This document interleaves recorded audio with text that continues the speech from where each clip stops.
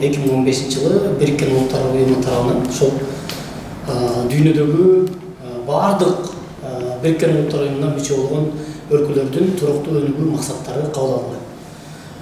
Биздин 12 жылдык билим берүү системабыз бул нерсени четте калтырган жок албетте.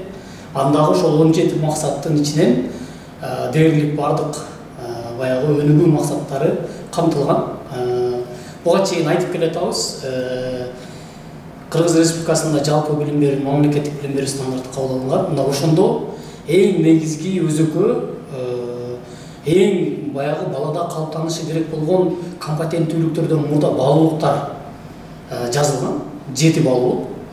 Мен аны атап коеюн. Биринчиси мекенчилик, экинчиси чынчылдык, адилеттүүлүк, үчүнчүсү жоопкерчилик, төртүнчүсү боорукерлик жана жан тартуу, бешинчиси эмгекчиликтен ак ниеттүүлүк, анан алтынчысы жаратылышка аяр мамиле жасоо, мына ушул жетинчиси туруктуу өнүгүү принциптерин кармануу деп киргизген бизде.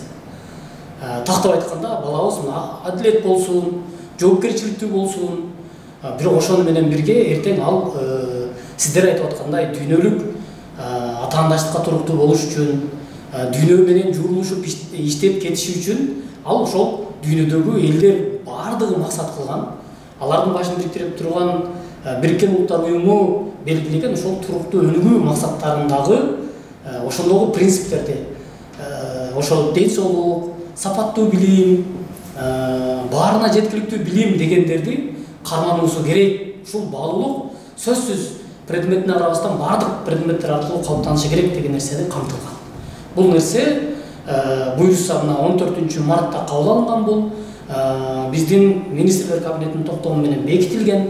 Мындан ары биздин мугалимдер мына ушул стандарттын негизинде иш алып барса, албетте ошол биз дагы дүйнөнүн бир мүчөсү катары өнүгүү принциптерибизди, өнүгүү максаттарыбызды дүйнөлүк тенденциянын негизинде алып кетүүгө болот деп айта алабыз.